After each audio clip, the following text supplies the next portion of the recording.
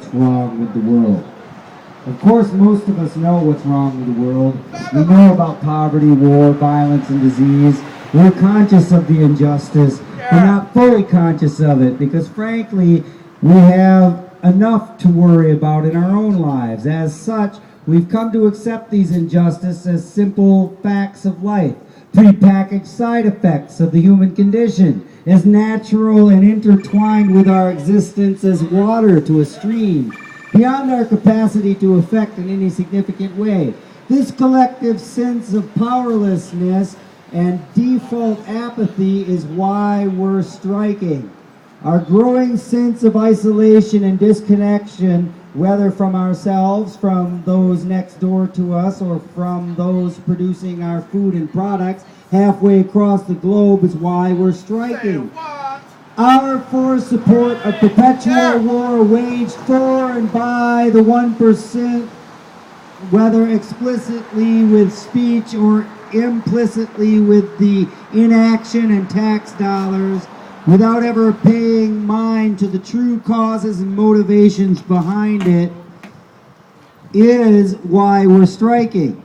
Our failure up till now to connect the dots and realize that the benefits of a cheap iPod, lovely as it may be, would be far outweighed by the benefits of a truly just-free world free of exploitation. That's why we're striking. The fact that most of us are too busy being exploited to realize we're being exploited, too busy greasing the cogs of our economic system to notice how the fruits of our labor never fail to float up and out of our reach, is why we're striking. As is the fact that most aren't able to do anything about this exploitation even when we do notice it.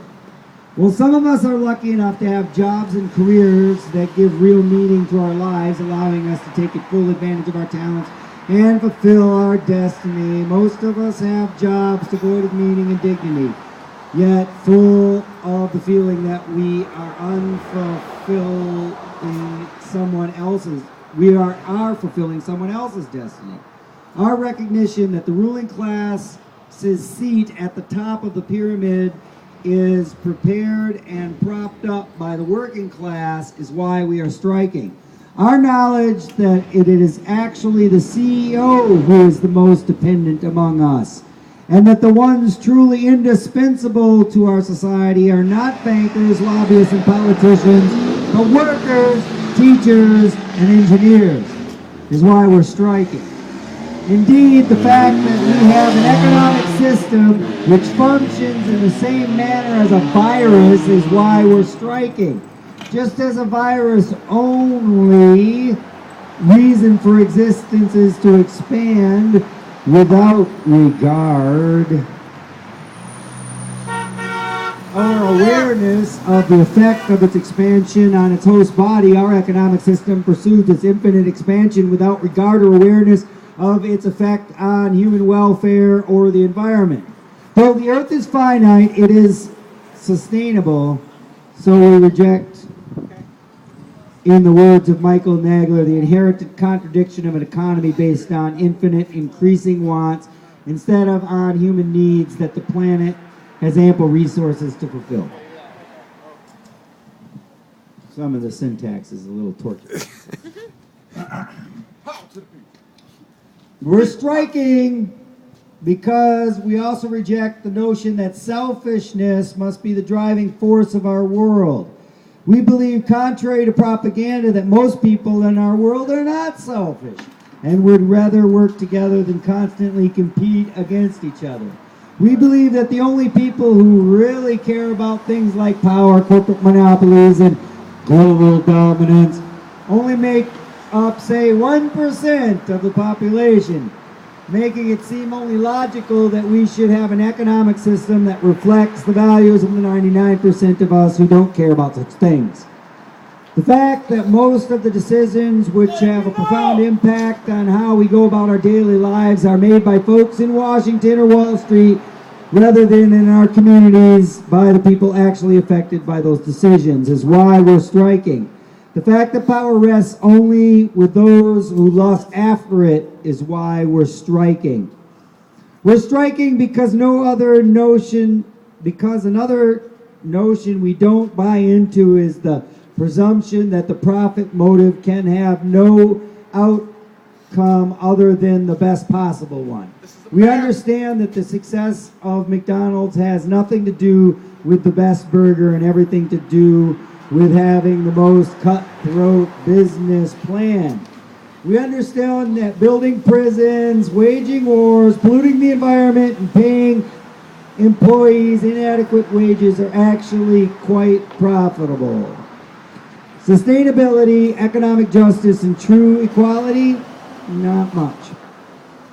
We understand that being ruthless and unscrupulous is an economic advantage, and being truthful and virtuous is an economic disadvantage. We understand that money is treated as more natural and inviolable as than nature herself. And that too often our place and perceived value in society is determined solely by how much of it we make or how much of it we make for someone else. We understand that whether or not you believe in climate change, our ability to adequately address it or any other pressing issue is greatly compromised by our short-sighted need for profit, skews our vision of the whole. We're striking to suggest new motives and new values for going forward. The fact that you might not have known why we're striking and you don't get and maybe still don't get what Occupy Wall Street is about is why we're striking. And who can blame you?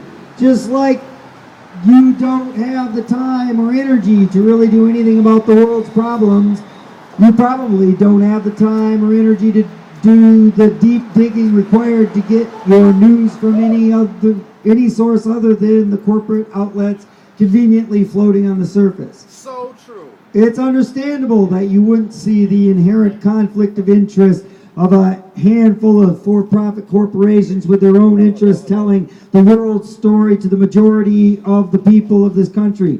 The fact that it's hard to be truly informed and that it's in the 1%'s interest for the majority of us to be uninformed is why we're striking. You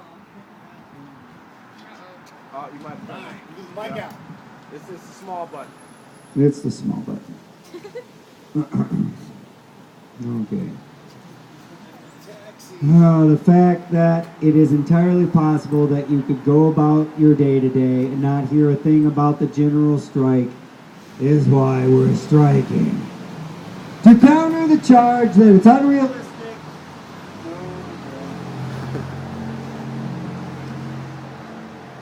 Hello.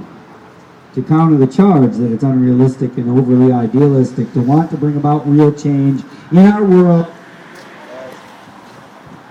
as well as the trusty life isn't fair rationale always used to justify injustice is why we're striking. We didn't accept that line of reasoning during the civil rights movement, and we don't accept it now. We think it's far more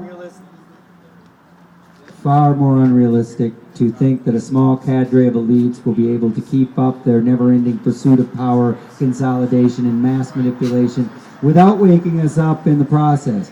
We think it is far more unlikely that in 1,000 years humanity will still be playing this game of perpetual one-upmanship instead of picking up the far more efficient and beneficial manner of interacting with each other in honesty, cooperation, and genuine respect.